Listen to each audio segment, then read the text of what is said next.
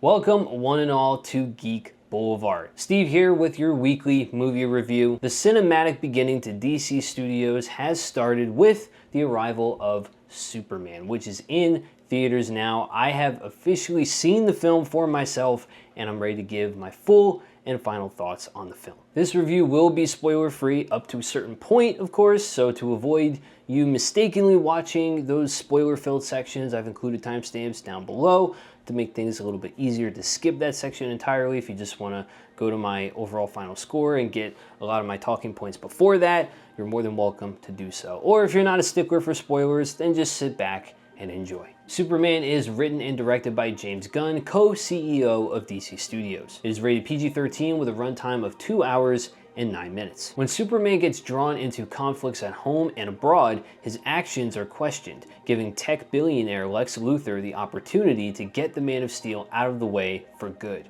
Will intrepid reporter Lois Lane and Superman's four-legged companion, Krypto, be able to help him before it's too late? So just to be clear, I've watched every major Superman movie with Christopher Reeve. I've seen Superman Returns, and of course the Snyder Justice League trilogy that includes Man of Steel, BVS, and of course Zack Snyder's Justice League. The first film with Christopher Reeve was such a benchmark for superhero movies. It basically started that genre. For most people, Reeve was Superman. He embodied everything that the character stands for. But others from younger generations will find that maybe Brandon Routh did a great job, or that Henry Cavill was their Superman. Everyone has a Superman on screen that they grew up with. Even the 90s cartoon was a huge influence for people growing up. There's a Superman for everyone. For me though, I never really stuck to one version, mostly because I'm not the biggest DC fan. I'm more of a Marvel fan personally,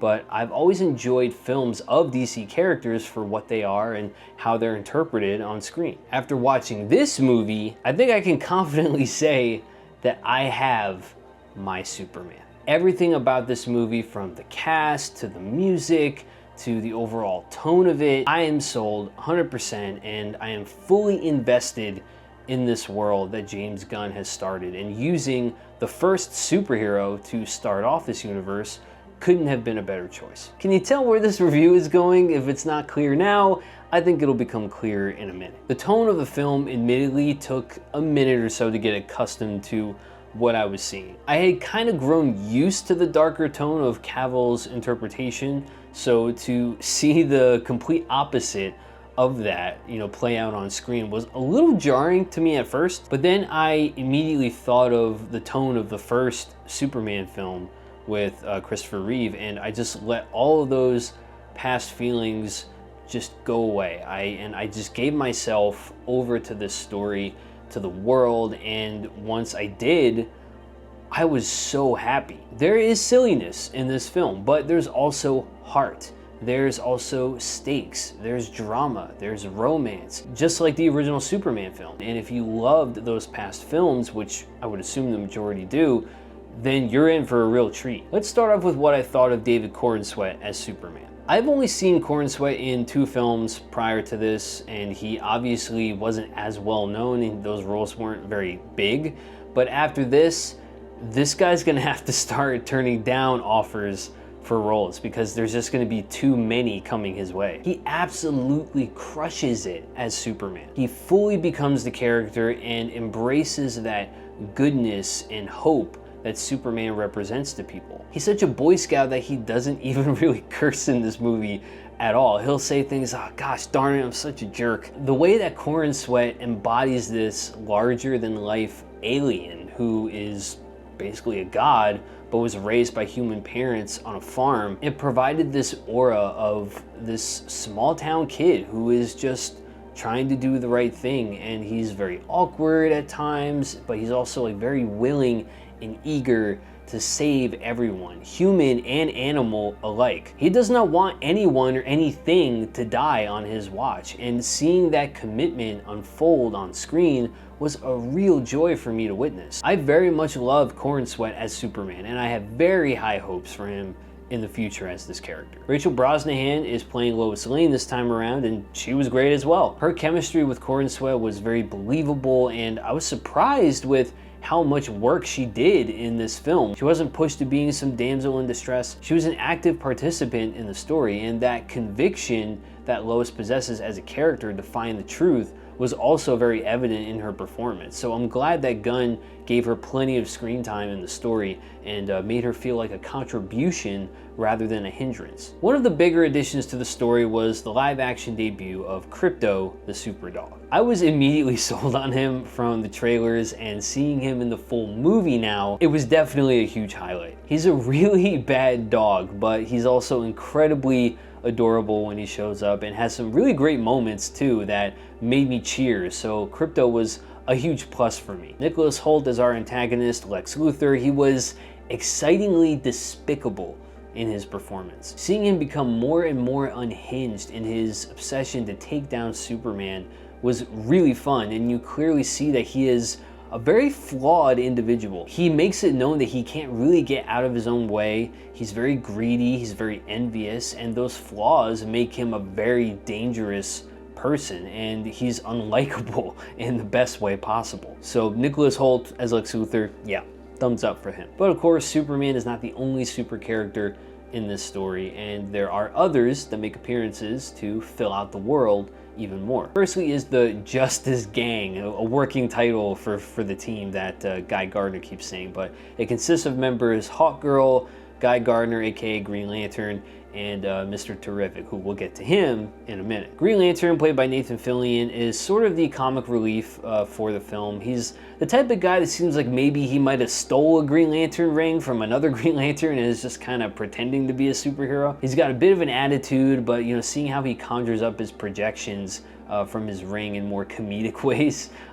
in the more action-heavy moments, was very fun, and Nathan Fillion was a great choice to give this character life on the screen, but god damn it, I hate that bowl cut. Isabella Merced plays Hawkgirl, and there's not much to say about her, honestly, because they don't really give her a lot of moments to shine, so her character was kind of underutilized, which was a bit disappointing. That was my main concern with this film, was that there's too many characters here, and I was worried that maybe at least one or two would kind of be outshined, and Hawkgirl unfortunately gets outshined a lot. But her scenes were fun for what they were, and I hope she gets more of a fleshed out character in either future films or shows. And finally we come to Mr. Terrific, played by Eddie Gathegi. This guy, he stole the show. I was not aware of who Mr. Terrific was in the comics, but you know, after seeing him here, I need more of this character. Gunn has stated that he always loved the character of Mr. Terrific and wanted to utilize him in the best way possible. So he has a really badass action sequence, and he factors into the story quite significantly, which I didn't really expect. He's also another comic relief character and had pretty much the best funny moments in the film, so I felt his inclusion overall was just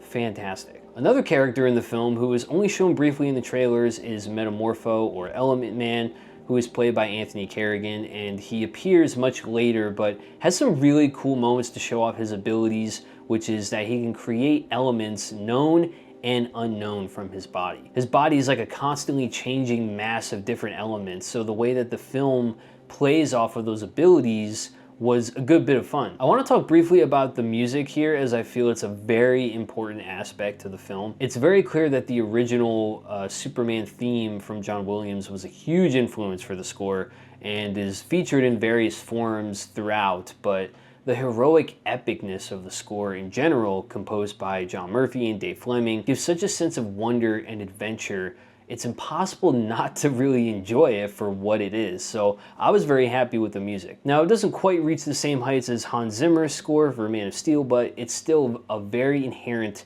Superman bit of music, so it definitely works for this tone. In terms of any negatives that I thought the movie had, I honestly couldn't really think of a single one on the drive home, and I still can't at the time of recording. I just loved it that much. If you have not seen the film yet and you're really adamant on avoiding spoilers until after you see it, then I suggest you skip this section and go to my final score section of the review to get my final overall thoughts. That being said, let's get into it. So the story takes a bit of a twist in terms of Superman's origin and his purpose on Earth. We see the recording of his birth parents from Krypton Jor-El and Lara Lorvan in the Fortress of Solitude that plays for Superman when he's injured because it kind of soothes him. Not sure who's playing Lara, but Jor-El is played by Bradley Cooper in this one. Originally, it only plays the portion that we're familiar with, where they describe that Kal-El has been sent to Earth to do good. Only there's more to that message than Clark originally thought. It turns out that Kal-El was sent to Earth to essentially rule over humans due to his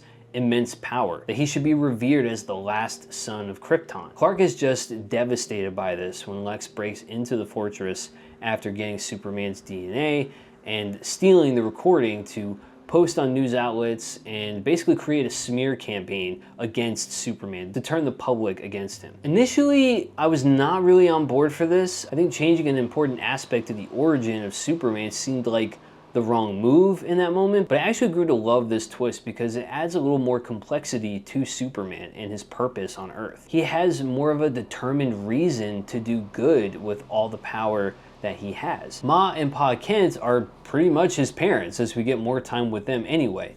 And also, I forgot to mention, but they're great in the movie as well. They have a really nice, heartfelt scene with Clark. But Clark now has come to realize that the Kents have always been the ones to instill goodness in him and to do the right thing. So he continues to save the world with those ideals in mind because that's just how he was raised. It has been announced, of course, that we are getting a Supergirl film with Millie Alcock in the lead role, and she actually gets a quick little scene in Superman, which was actually pretty funny as she crashes through the fortress as Superman is healing up from a battle. She's pretty wasted from drinking on other planets with red suns as she can't get drunk on a planet with a yellow sun, and asking, where her dog is, which is Krypto, as Superman's been watching him while she's away. And Krypto sees her and, slams her into the ground out of excitement because he's a superhuman dog. And the two of them are walking off with Kara Zor-El thanking him for watching him and calling him a bitch because he's drunk. It was a funny little scene, but also gives a glimpse into Kara Zor-El and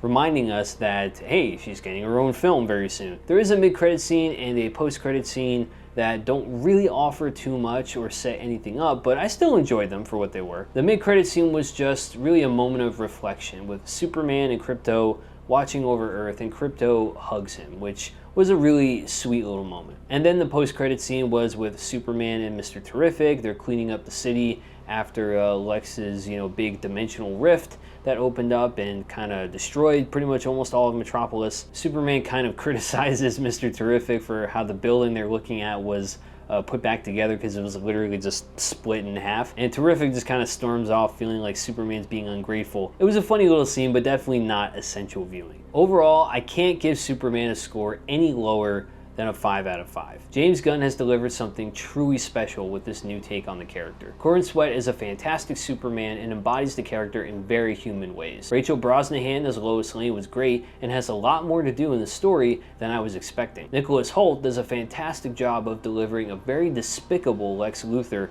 who wants nothing more than Superman's destruction and to stroke his own ego. The introduction of other super characters was well done, with the exception of Hawkgirl, who felt kind of wasted. Mr. Terrific is clearly the standout though, and I hope to see more of him in the future. The music was great with homages to that lovely John Williams theme. It's a love letter through and through to Superman and paints a very bright roadmap for the DCU moving forward. But those are my thoughts. Now I want to know what you guys thought of Superman. Let me know all your thoughts down in the comments below. If you've seen the film, where would you rank it on your list of Superman movies? I'd be very curious to know. Be sure to like the video if you enjoyed this review, subscribe to Geek Boulevard, tick the notification bell, the whole deal. Thank you guys so much for watching. Until next time, remember to stay classy, stay geeky, and I'll catch you in the next video.